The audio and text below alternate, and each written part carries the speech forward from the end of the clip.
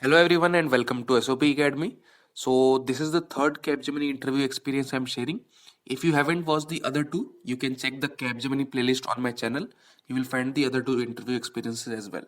So this interview was held on the 17th of January 2022. The branch of the candidate was easy, that is a non-IT branch. The duration of this interview is 10 to 15 minutes. So it is not a very long interview. So let us look at the first tier question. The interviewer asked him, give me a quick intro. So I have already told you what points you need to mention in the intro. So give your name, your city name, then your college name, city, then you can provide the branch and degree. After that, you need to give your internships and training experiences where you have done training and internship from. Apart from that, you can also provide extracurricular activities. If you have done any, then you can provide the information. Uh, if you have any achievements in life, you can provide that, and some hobbies. So it can be a quick intro. So the next question is directly from the resume. The resume of the candidate had mentioned Python. So they started asking the technical questions. So is Python case sensitive? So yes, Python is a case sensitive language. Example, SOP and small SOP are not same. So like C++ also, Python is also a case sensitive language. The next question, what is a lambda function? So lambda is an anonymous function, which means that it is defined without a name. So like normally when we define functions in Python, we use def keyword. So def keyword is used, but in anonymous functions, we use the lambda keyword. So here is the syntax for lambda function. So it is, you first write lambda, then you will give the arguments, colon and expression. As an example, you can see this is the expression starting from here lambda. Lambda, you can match it with the syntax as well. So lambda, then a. So what is a here? A is the argument. So a is the argument here. And expression, this is the a plus 10 is the expression. So what we are doing here is we are passing a lambda function, the value returned from lambda function to the variable x. So this is the syntax and I showed you the example. So one thing to note about the lambda function, it is a very important point, is that it can accept any number of arguments. That is a, in this case you can give a, b, c, d, e, f, any number of arguments here, but it can have only one expression. So that for example a plus 10 here, you cannot have more than one expression. So for a lambda function, any number of arguments but only one expression. The next question was, what is Python modules? So as our Python code grows in size, and as a result, most probably it becomes unorganized. So Python modules will help us to organize and group the content by using files and folders. So modules are nothing, just code with a .py extension. These are just Python codes with .py extensions, which you can import in your code so that you do not have to write the same code again and again. So if you have used Python, you know that you import the modules in the starting of the code. So those codes are imported because you do not want to write that code again and again. So simply we make Python modules and we can import it later. The next is, what is init? So init is a type of constructor like in C++ and Java. So these are used to initialize the object state. The task of the constructor is going to be to initialize the data members of the class when an object of the class is created. So I have provided an example of the init function.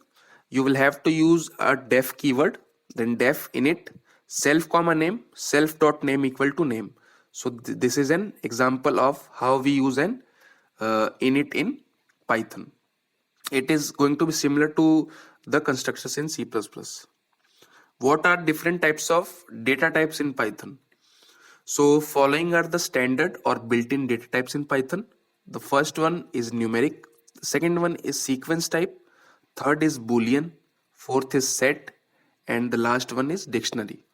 So these are some kind of data types in Python. These are the built-in data types.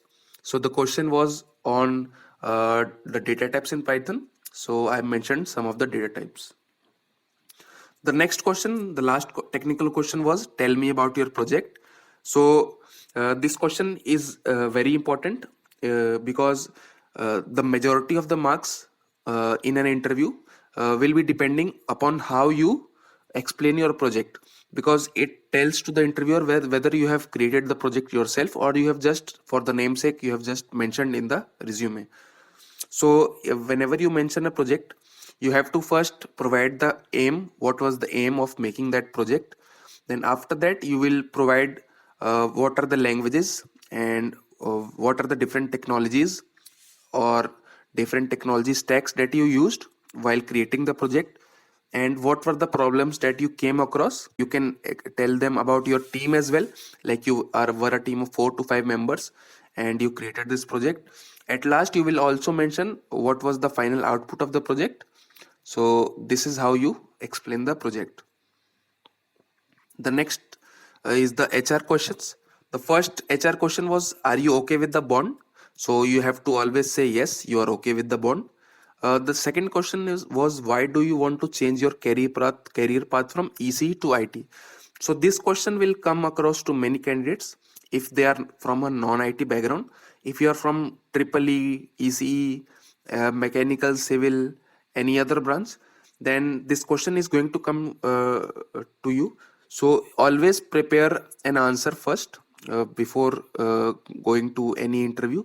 So you can say that you explored your background, your branch, that is ECE, but you did not find any passion, or you tried IT, you tried doing programming languages, you tried coding, and you found yourself more passionate in the IT field. So that's why you tried to change your career path. The next question was, where do you see yourself in 5 years? So I will provide an example. You can say that I want to see myself as in a leadership position in the future, so that I am able to manage a group of people and a project to success. Any location preferences? If you have any location preference, you can provide, but later also mention that it is not very important. If the preference is not provided, then also you will be able to join. That is, you are not very stagnant on your locational preferences. The last question was, do you want to ask something? So always do ask any question regarding the results. Any question you can ask. If it is a simple question also, just ask the question, and for just asking the question you will get some bonus points. So always do ask the question. So this is the whole interview experience of this candidate. I hope you liked this experience. If you found this video useful, you can give a like on this video and subscribe to the SOP Academy channel. And if you want more interview experiences, you can let me know in the comment section. Thank you.